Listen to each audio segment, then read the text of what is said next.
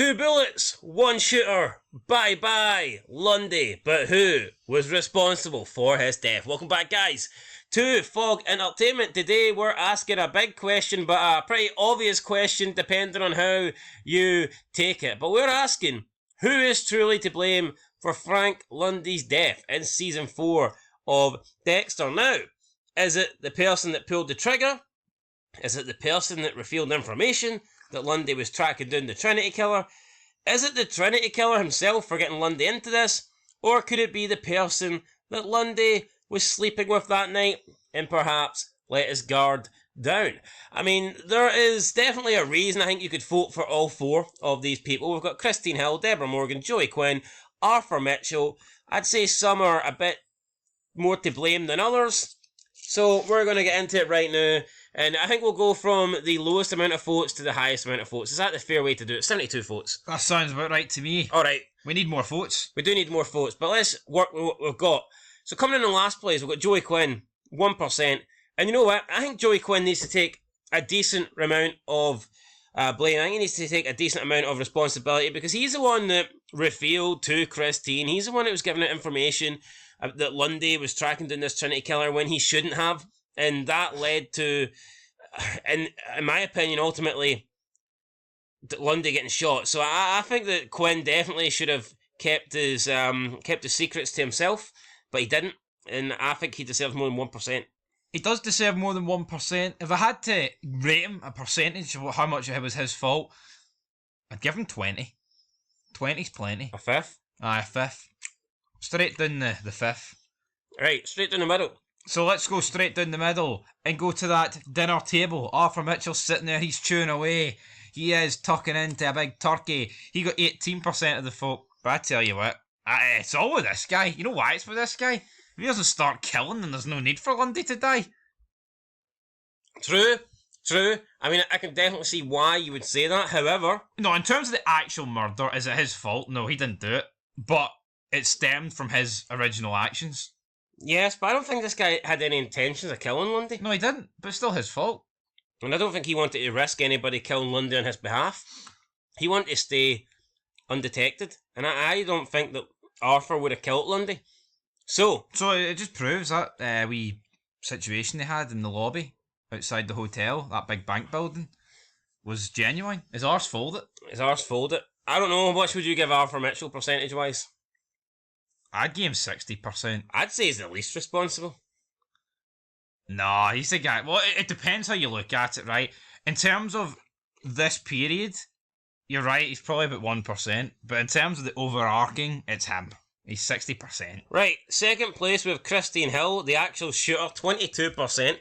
You might think, how can you kill somebody and you not be the most to blame person? Well, 72% of people, 72 people voted, and not less than half. Way less than half. Less than a quarter thought that Christine Hill was responsible. Closer to a fifth. I mean, she did pull the trigger.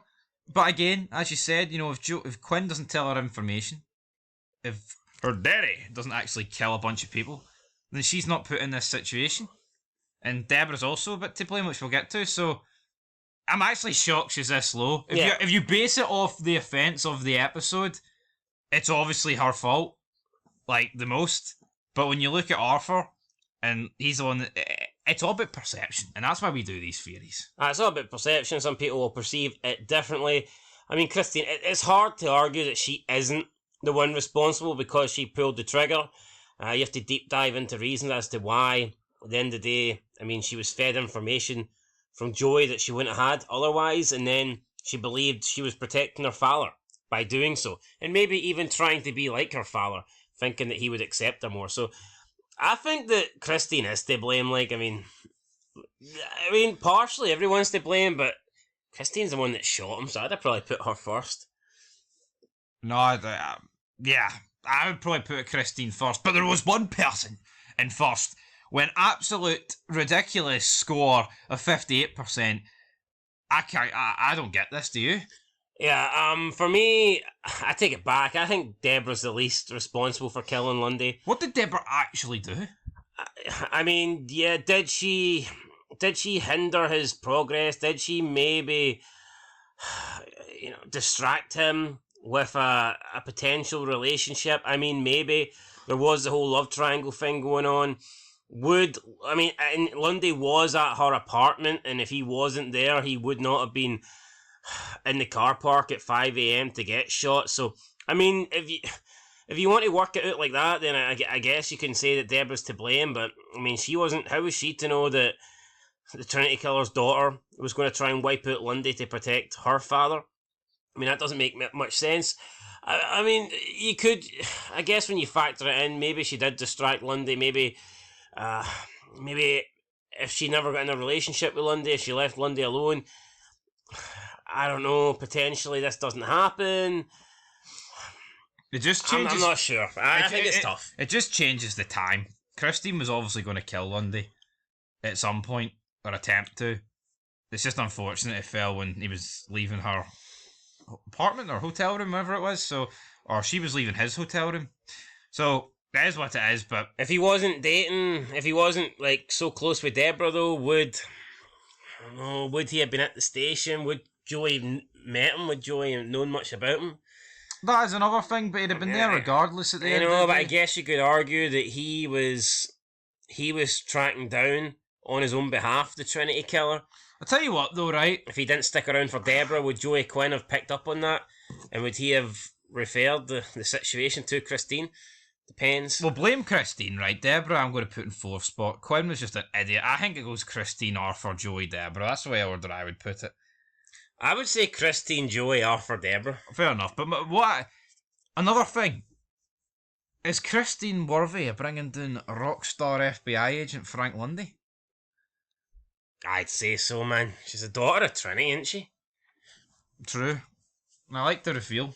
So, I mean, I think that's worthy of a kill. But I think what's surprising is like the fact that Dokes and now Lundy have died at the hands of people you just totally wouldn't expect to be the ones to kill Crazy them. girlfriends. Aye, pretty much. So see the next time we see an obsessed girlfriend on the show, are they going to be a killer?